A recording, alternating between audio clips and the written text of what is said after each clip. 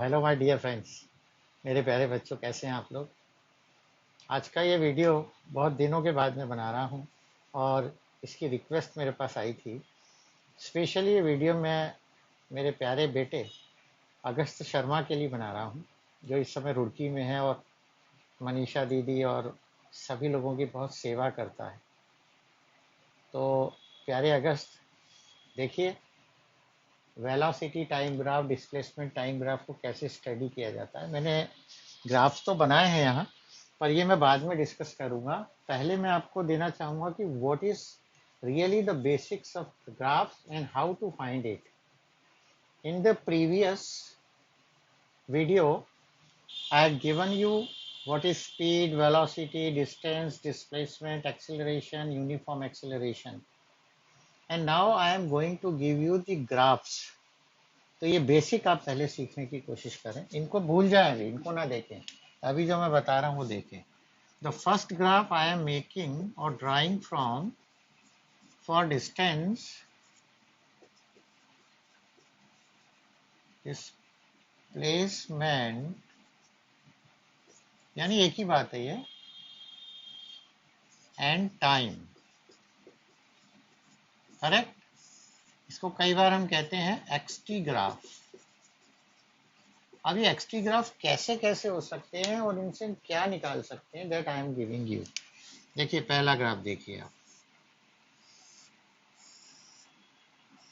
On x-axis, this is x-axis, this is y. So on x-axis I am taking time, suppose in seconds, and here I am taking x.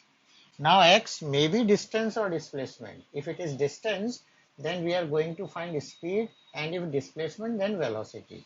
So suppose this is origin, you know very well, and curve कैसी है इसकी, curve ऐसी है। इसका मतलब क्या हुआ, थोड़ा सा ऊपर चला गया है ना, सेंटर से जाना चाहिए। ये देखिए, it means time increases and distance or displacement also increases. It means it is a graph in which velocity is constant. कैसी है velocity? Constant है, uniform velocity here. ये पोजीशन टाइम ग्राफ है, वेलोसिटी कांस्टेंट है। अब इससे क्या निकाला जा सकता है, इससे हम निकाल सकते हैं, actually this is known as slope of the curve. इसको कहते हैं स्लोप, स्लोप ऑफ कर्व। तो sometimes the students they are finding it difficult that what is slope. Slope का मतलब बताता हूँ कि एक कोई लाइन है एंड हॉरिजॉन्टल लाइन के साथ it makes an angle and that is known as slope. Slope is the angle between a line with horizontal line, that is known as slope. तो ये slope से हम क्या निकाल सकते हैं, देखिए suppose I am taking here 2 points.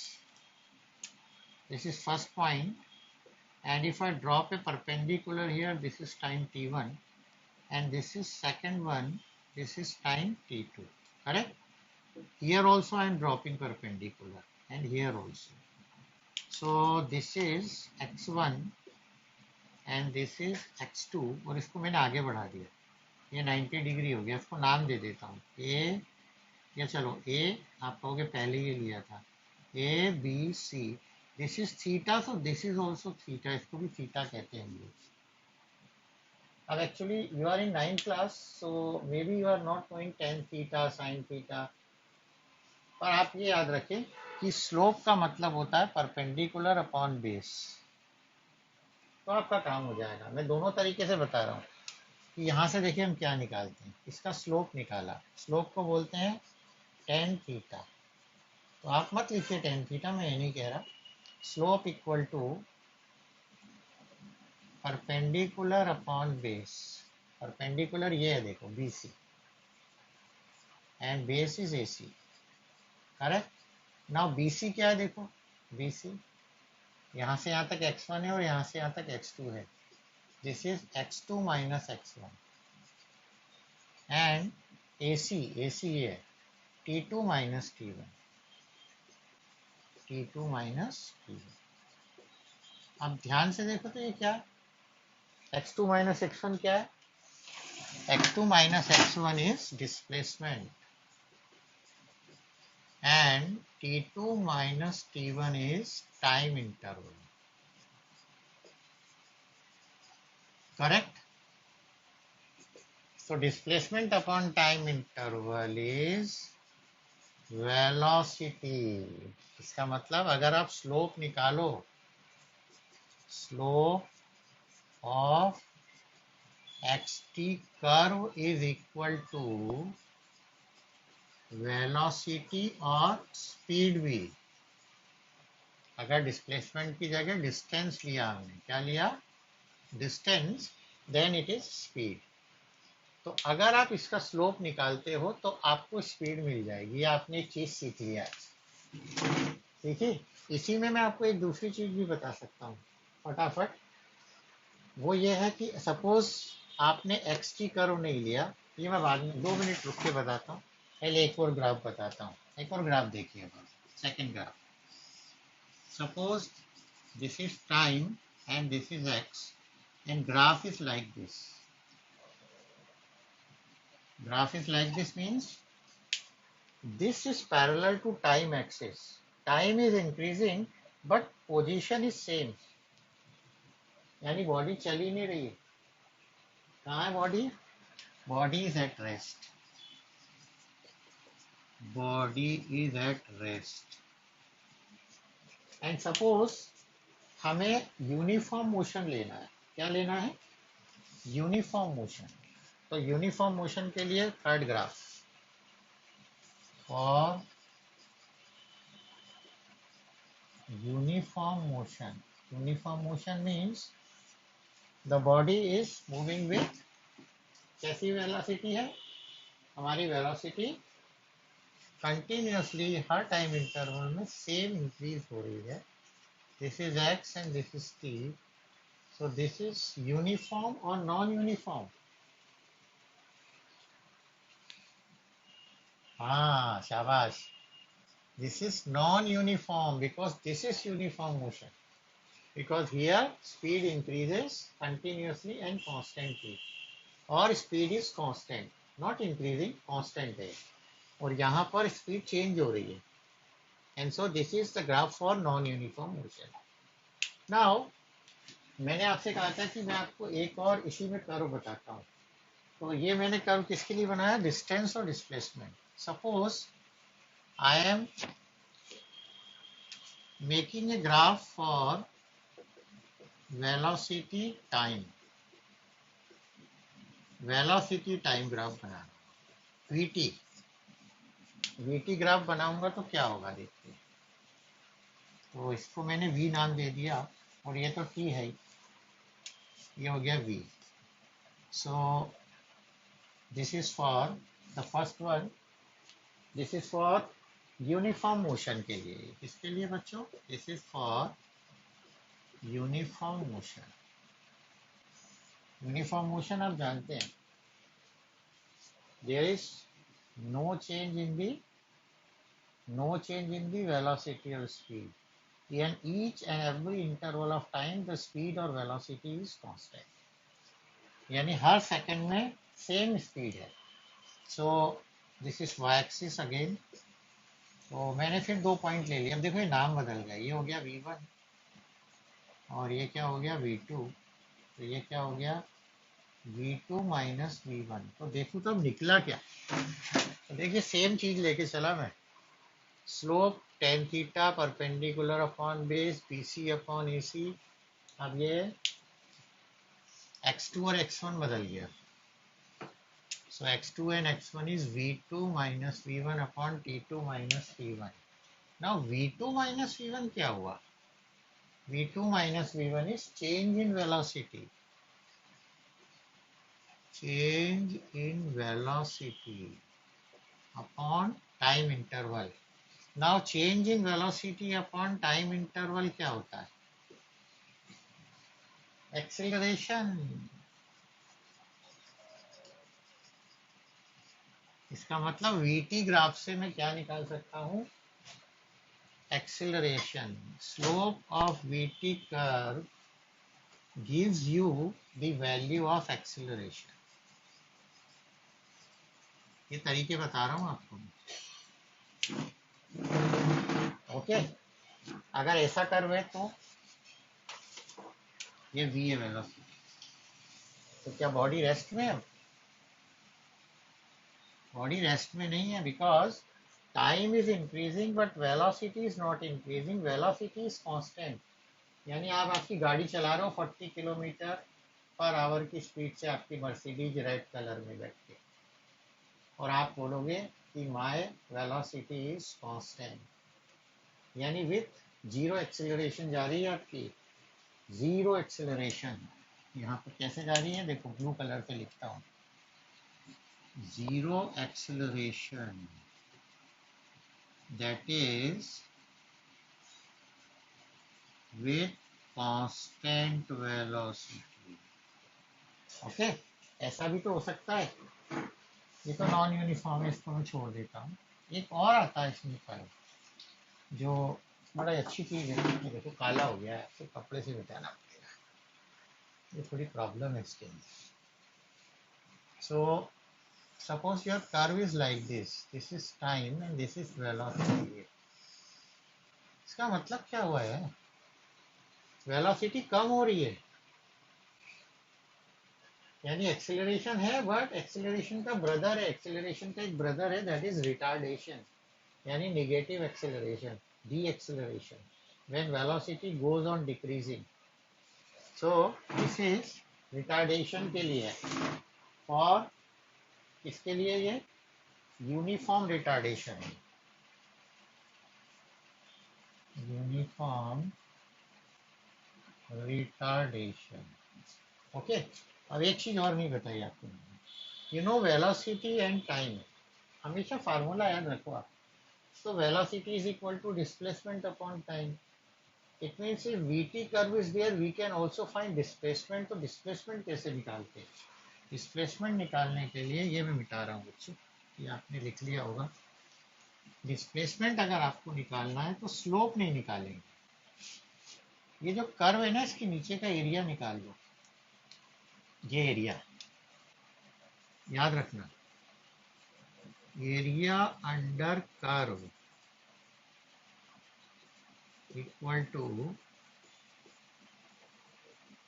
Displacement और डिस्टेंस. यानी अगर मैं इसका एरिया निकाल दूंगी ये पूरा, तो देखो क्या हो गया, ये ट्राइंगल है. Area of triangle O A, इसको कुछ भी नाम दे दिया. Area of triangle O A T1 plus area of, ये क्या है, एक और ट्राइंगल है BAC plus this is area of rectangle. Area of rectangle क्या नाम है, AC T1 T2, AC T2 T1 या जो भी दे दो यार. ओके, तो अब आप याद रख लें, if you have VT curve, if you find slope you will get acceleration, if you find area under the curve you will get displacement, और ये स्पीड है तो डिस्टेंस आ जाएगा. करेक्ट. तो अब इन कंसेप्ट्स को लेकर अब हम न्यूमेरिकल्स करते हैं और देखते हैं हमें आते हैं कि नहीं, और आएंगे. आपको बड़ा मजा आएगा करने में कि वाह यार कितने इजी है. और अभी ऑनलाइन ही पढ़ रहे हैं आप सब लोग, तो ऑनलाइन पढ़ने का भी मजा अलग है कि ऑन करो और इधर उधर गायब हो जाओ. है ना, बढ़िया. सो this is my question number 1. In question number 1 क्या है मेरे पास, on x-axis I have time in hours and here I have distance in kilometer. तो थोड़ा ये ठीक नहीं दिख रहा है ना, चिपक गया है. चल भाई मिट जा. हाँ, इसको दूसरे कलर से लिख देते हैं. ये है डिस्टेंस इन किलोमीटर. करेक्ट बच्चों, ये एक्स एक्सिस और वाई एक्सिस है, ये कर्व है मेरे पास. अब मुझे इसमें से क्या निकालना है, क्योंकि ये डिस्टेंस और टाइम है, तो इसमें से मैं क्या निकाल सकता हूँ? मैं वेलोसिटी या स्पीड निकाल सकता हूँ। वेलोसिटी नहीं, क्यों? अरे ये डिस्टेंस है ना, अगर मैं इसको डिस्प्लेसमेंट कह दूंगा तो वेलोसिटी आ जाएगी, वो भी करके बताता हूँ। तो देखिए क्वेश्चन क्या है मेरा, फाइंड स्पीड, स्पीड निकाल के बताओ। याद है आपको स्पीड कैसा होता है? Speed is equal to distance upon time, यानी इसका स्लोप निकालना पड़ेगा। क्या निकालना पड़ेगा? स्लोप। तो यू टेक एनी 2 पॉइंट्स, कोई भी 2 पॉइंट ले लो। इसको पहले नाम दे देता हूँ। 2 पॉइंट ले लूँ? चलो एक ये ले लिया, 2 ही ले लूँ। अरे 2 ठीक है? नहीं पसंद नहीं है आपको? चलो 4 ले लो। ये हो गया ए। तो यहाँ से एक डाल दिया मैंने, कर्व डाल दिया, या 6 से डाल दिया। 6 से डालूँ? हाँ 6 वाला लेता हूँ। चलो ये डाल दिया ए, और यहाँ भी डाल दिया एंड यहाँ लिया है।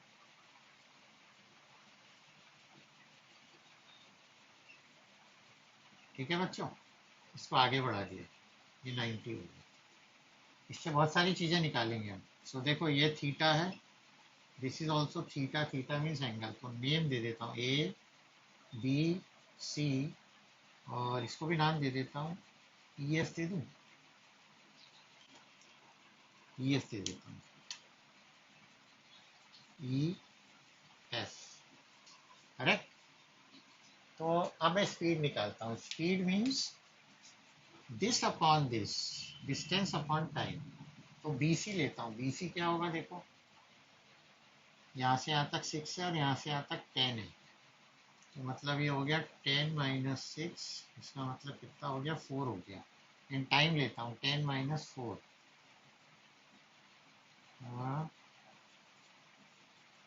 ये 6 आया मेरा। ओके, तो हो सकता है कि मैं कुछ अलग तरीके से कर रहा हूँ, आपका आंसर अलग आए, but no problem. We know slope of curve equal to, क्या होगा slope of curve? B C upon A C. कितना है बच्चों बी सी? ये देखो, this minus this, 10 minus 6, and A C ये है, A C is 10 minus 4, so 4 upon 6, 2 2 जा, 2 3 जा, तो मेरा करीब 2 अपॉन 3 आ रहा है। पर मैंने जहाँ से क्वेश्चन लिया था उस क्वेश्चन में ऐसा नहीं आ रहा था। इसका मतलब ये है कि थोड़ा सा डेटा मेरा यहाँ अलग हो गया है। तो डेटा अगर मैं यहाँ 8 से लेता हूँ, 8 और 4, थोड़ा सा डिफरेंस आया, कोई बात नहीं। And this is slope of the curve is equal to, this is metre per second equal to speed, ये स्पीड आ गई। स्लोप ऑफ कर्व बच्चों का क्या आता है? स्पीड आता है। Suppose here you have displacement, displacement, so you can write here displacement, यहाँ तो डिस्टेंस था, क्या था ये? Distance. So then if you are finding slope of curve equal to displacement upon time interval, formula भी आपको आता है, अगर ये नहीं आता हो तो। सो this is velocity, displacement is x2 minus x1 t2 minus t1। तो x2 क्या था मेरा? देखो x2 10 था ऊपर, और इधर क्या लिया था मैंने? 6, and t2 minus t1 is 10 minus 4। So देखिए अगेन 4 अपॉन 6, यानी 2 upon 3 metre per second. So here speed and velocity both are same. अब आप कहोगे कि सर आपने ये दोनों पॉइंट क्यों लिए? एक ये वाला और ये वाला भी तो ले सकते हैं। हाँ ये भी ले सकते हैं, चलो हम ये भी लेके करते हैं एक बार। देखो x2 माइनस x1 यहाँ से ले रहा हूँ, कौन सा ट्राइंगल है मेरा? In triangle O B F, ठीक है। सो परपेंडिकुलर अपॉन बेस, कितना है परपेंडिकुलर मेरा?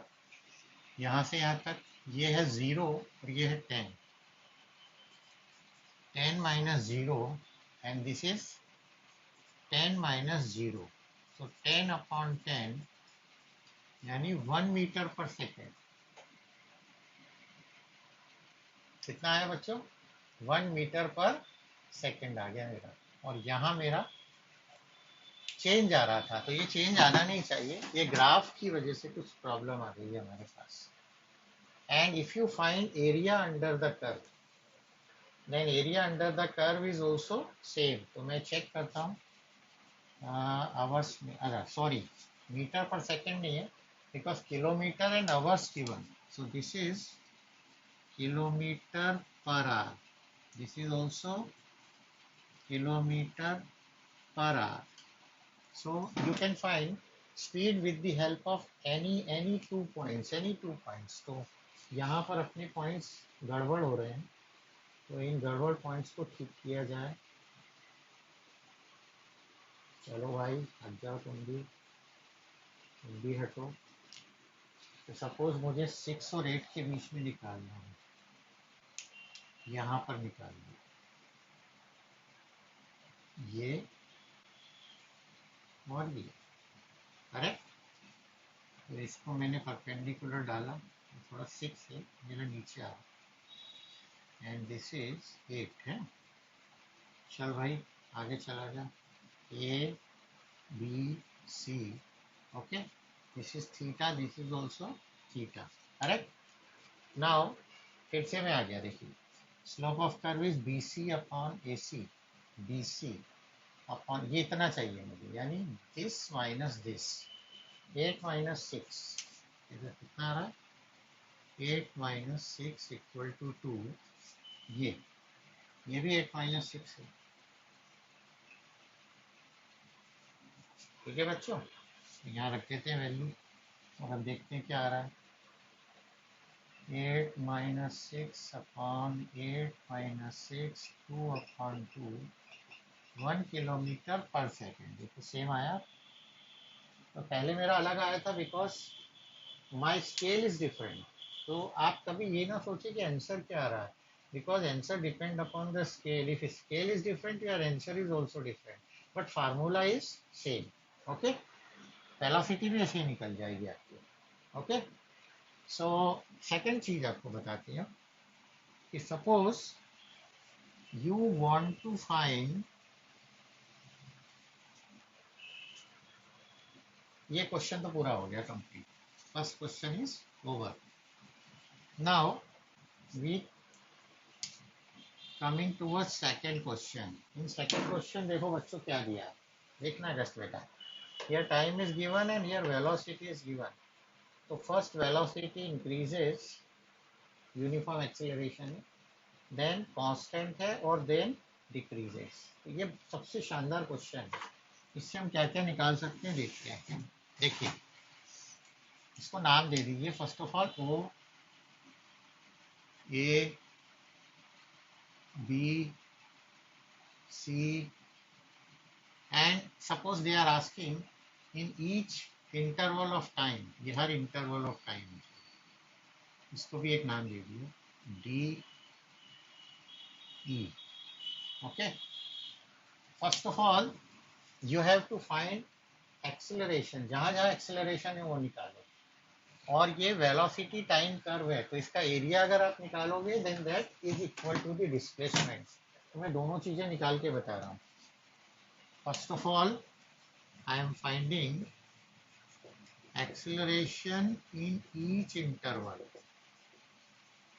या ईच सेक्शन, चलो सेक्शन ज्यादा अच्छा है। तो पहला सेक्शन कौन सा है, यहाँ से यहाँ तक है, सेम जा रहा है, that is O A D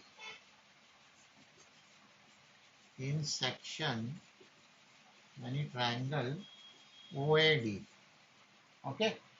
So you know very well velocity increases with time, so we can take slope theta, and slope gives you the value of acceleration. Shabash. So we know slope equal to tan theta equal to perpendicular upon base. Perpendicular ये होता है ना 90 वाला, ये कितना है AD upon base ये है OD, और ये स्लोप एक्सेलरेशन के इक्वल होता है. किसके इक्वल बच्चों? एक्सेलरेशन. एक्सेलरेशन को वी आर राइटिंग ए, तो AD लेता हूँ. AD ये कितना AD देखो तो, यहाँ से यहाँ तक ये देखो 3 है, 3 माइनस 0 है ना, 3 minus 0 and this is 2 minus 0, so 3/2 यानी 1.5 meter per second square wave. It means here acceleration increases with 1.5 meter per second square. ये मैंने फर्स्ट सेक्शन का निकाला है. अब सेकंड सेक्शन पे आता हूँ. सेकंड सेक्शन कहाँ से कहाँ तक है? पहले मैंने O से A निकाला. ये फर्स्ट सेक्शन मीन्स O से A, okay, and then A to B. From A to B because it is a straight line. निकालते हैं. अब ये स्ट्रेट लाइन है तो हम तो वही फार्मूला लगाते हैं स्लोप. तो यहाँ देखिए आप, ये सेम है 3 माइनस 3. ए भी 3 पे है और बी भी 3 पे, और ये पैरेलल टू टाइम एक्सिस है. Parallel to time axis means there is no change in the velocity, so it is moving with constant velocity, यानी एक्सेलरेशन नहीं है, जीरो एक्सेलरेशन है. तो कैसे आएगा बताता हूँ. देखो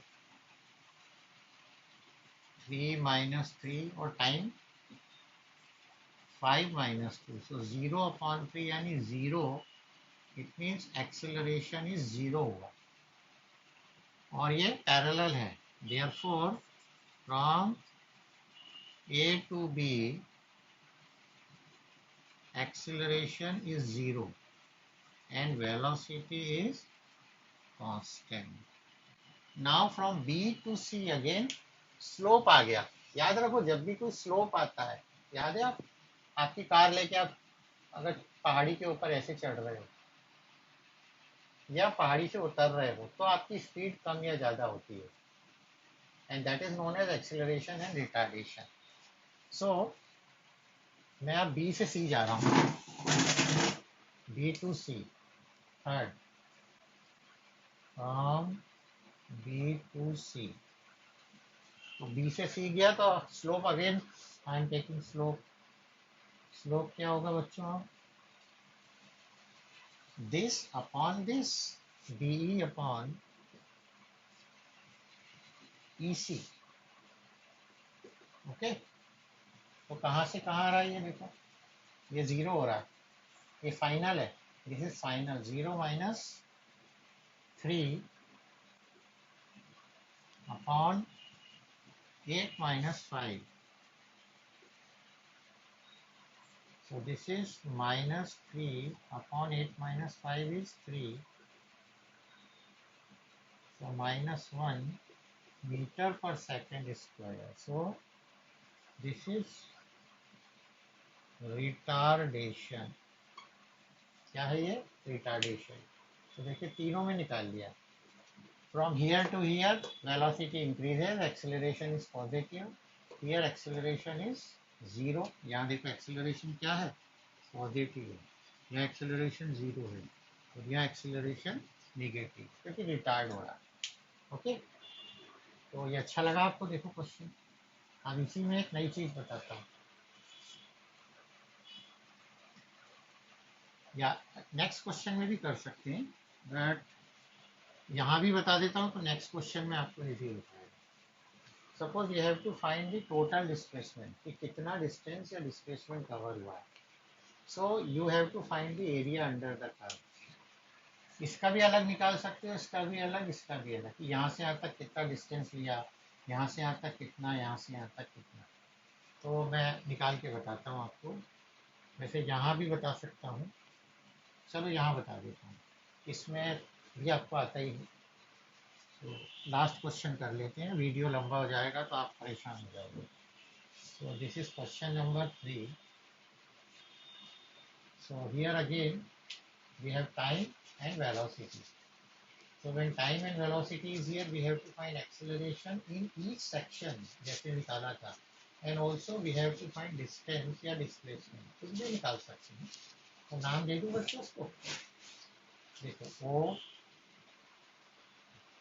A B C D E F G. ठीक है. सेक्शन कैसे बन रहे हैं आपको समझ में आ रहा होगा.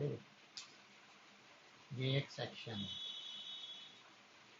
सेकेंड और बनाओ. ये देखो अलग अलग सेक्शन. तो इस क्वेश्चन में फर्स्ट व्हाट यू हैव, आपके पास है क्या. You have from O to A, from O to A. अब तो आप खुद ही बता सकते हो कि O से A में क्या हो रहा है. Velocity is increasing, it means it is accelerated motion, यानी यहाँ एक्सेलरेशन पॉजिटिव होगा. कैसा होगा एक्सेलरेशन? पॉजिटिव. यहाँ से यहाँ पैरेलल है इसके, यानी यहाँ एक्सेलरेशन 0 आएगा. यहाँ फिर बढ़ रहा है, सो एक्सेलरेशन पॉजिटिव. यहाँ decreasing, so acceleration is negative. Retardation आ रहा है. तो सब निकाल के देखते हैं हम लोग क्या आ रहा है और क्या नहीं आ रहा. तो from O to A first of all हम स्लोप निकाल रहे हैं, एक्सेलरेशन निकाल रहे हैं. पहले मैं एक्सेलरेशन निकाल रहा हूँ in each section. So slope, acceleration slope होता है. स्लोप क्या होता है? Tan theta. टेन थीटा होता है परपेंडिकुलर अपॉन बेस. तो परपेंडिकुलर ये होता है, ये ई अपॉन बेस ओ ई. ओके. सो ए ई क्या है मेरा? ये दिस माइनस दिस, 40 माइनस 0, और O E 10 minus 0. Correct. So 40 upon 10, that is 4 metre per second square. ये कहाँ से कहाँ तक आ गया? यहाँ तक. यहाँ से तो निकलेगा ही नहीं सेकेंड. सेकेंड कहाँ से है? From A to B. तो पैरेलल है, एक्सेलरेशन 0 है. क्यों 0 है? Because it is parallel to time axis. Because AB is parallel to time axis. और अगर आपको ये नहीं पसंद कि भैया हम तो ऐसे नहीं करेंगे, हम तो ऐसे ही करेंगे, तो ठीक है भाई, ऐसे कर लो. स्लोप तो है ही नहीं. स्लोप कहाँ है? ये तो पैरेलल है इसी के. तो स्लोप हो गया 10 0. 10 0 मतलब 0. ये भी नहीं पसंद तो वो वाला कर लो. ये तो सेम ही डिस्टेंस पे है.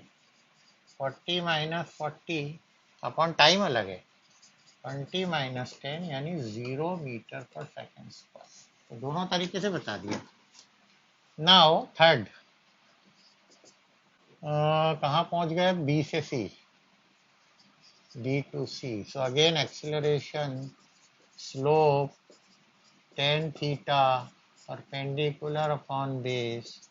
परपेंडिकुलर ये है ना, और ये बेस आ गया. ये तो इन्हें बनाया ही नहीं था. ये देखो बना ना, यहाँ भी थीटा है, भूलना नहीं. सो इसको नाम नहीं दिया मैंने, GH दे देता हूँ. H CH upon BH, CH upon BH. तो CH कितना होगा? ये देखो, ये है दिस माइनस दिस. तो this is 60 and this is 40. 60 minus 40 और टाइम 30 माइनस 20. ये देखो 30 minus 20. So 60 minus 40 is 20 and this is 10. So this is 2 metre per second square. पहले कितना आया था? 4 आया था. मतलब यहाँ पर कम है थोड़ा. Now last C to D, तो सी टू डी में भी acceleration, slope, tan theta, perpendicular upon base, perpendicular ये है ना बच्चों C G, and base is G D. So this is not final, this is initial position and this is final position. ठीक कह रहा हूँ ना मैं. तो ये माइनस में कैसे आएगा, अब इसको चेक करना है. दिस, ये तो नीचे तो आ रहा है 50 माइनस 30, और मुझे क्या चाहिए, सी जी चाहिए, सी जी. तो ये जीरो हो गया यहाँ तक ये, और ये कितना था 60, 0 माइनस 60, तो माइनस 60 अपॉन 20, जीरो से जीरो गया, 2 3 जा 6, -3 मीटर पर सेकेंड स्क्वायर. कैसा लगा अगस्त, मजा आया. अब मैं आपको हर सेक्शन में एरिया निकालूंगा, तो एरिया निकालूंगा तो डिस्टेंस आ जाएगा. क्या आ जाएगा, डिस्टेंस. ये लास्ट टॉपिक है अपना. वैसे मेरे पास बहुत सारे क्वेश्चंस हैं, मैं इसके बाद एक और वीडियो डालूंगा और क्वेश्चंस का. अभी तो यहाँ खत्म करते हैं. सो डिस्टेंस निकाल रहा हूँ या डिस्प्लेसमेंट. तो डिस्प्लेसमेंट नहीं लिखता क्योंकि डिस्प्लेसमेंट थोड़ा डिफरेंट हो जाएगा, वो फाइनल और इनिशियल होता है. तो total distance covered in each section. तो पहला कहाँ से कहाँ, ओ से, याद है, याद है डिस्टेंस. अरे एरिया अंडर द कर्व है ना. तो एरिया अंडर द कर्व, ये मैं लाइन एक ही बार लिखूंगा. We know area under the curve is equal to distance covered. हो सकता है मैं आगे आ गया हूँ, मैं आपको दिखाऊंगा दूसरी तरफ जाके, घबराए नहीं. We know area under the curve is equal to distance cover. तो इसके नीचे का एरिया, इसका एरिया, पहला ये सेक्शन है कौन सा, ए ओ ई, ए ओ ई सेक्शन है मेरा, ट्राइंगल है ना ये वाला, ये ट्राइंगल है. तो एरिया ऑफ ट्राइंगल ए ओ ई, क्या होता है area of triangle, very good, half base into height, और समटाइम्स बच्चे इसको एल्टीट्यूड भी कहते हैं. एक ही बात है, बेस इंटू हाइट या एल्टीट्यूड. तो हाफ बेस, अब बेस तो आपको बहुत बार समझ में आ गया, ये बेस है, कितना है 10, और ये परपेंडिकुलर है. दो ही तो चीजें यूज करते हैं हम, ओ ई एंड ए ई, है ना. ओ ई इंटू ए ई, कितना है ओ ई, ओ से ई 10 है, और ए से ई कितना है, ये 0 है और ये 40 है, 40 माइनस 0 है ना, 40 है. 2 2 जा 4, 200 मीटर. ये पहला आ गया मेरा, फर्स्ट आया. ओके, अब सेकंड पे आता हूँ. कौन सा भाई सेकंड, ये है, ये वाला, ये रेक्टेंगल है. Number 2, from A to B in rectangle, क्या नाम है भाई मेरे, A B F E, A B F E. So इसका भी एरिया निकाल लो. एरिया ऑफ रेक्टेंगल, नाम भी लिख सकते हैं, लिख दूं चलो, कौन सा है, ए बी एफ ई. क्या होता है एरिया ऑफ रेक्टेंगल, बोलो बच्चों, हाँ शाबाश. बेस, बेस चलो अच्छा आप कहोगे यहाँ बेस की जरूरत नहीं है, पैरेललोग्राम नहीं है. लेंथ इंटू ब्रेथ, ये होता है ना एल इंटू बी. तो किसी को भी लेंथ ले लो, इसको ले लेता हूँ, ये ए ई एंड ई एफ. तो ए ई कितना है, ए से ई देखो 40 है, and this is 20 minus 10.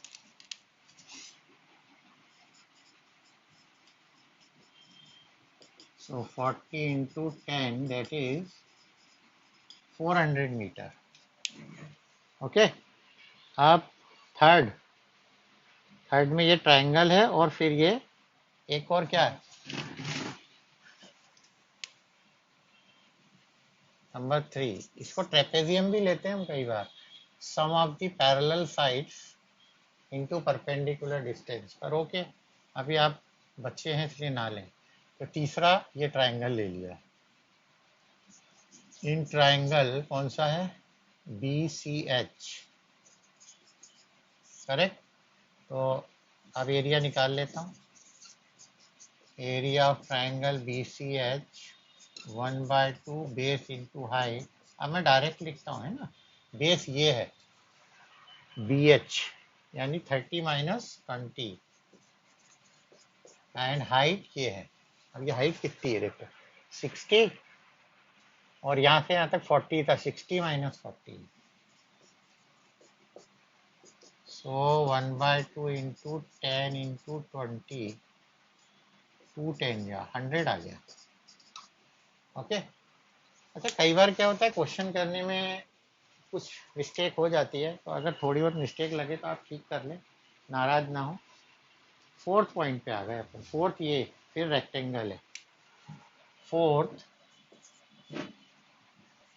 Area of rectangle क्या होता है, एरिया ऑफ रेक्टेंगल कौन सा है, BHGF equal to length into breadth. तो लेंथ डायरेक्ट ले लेता हूँ, ये है ना BF,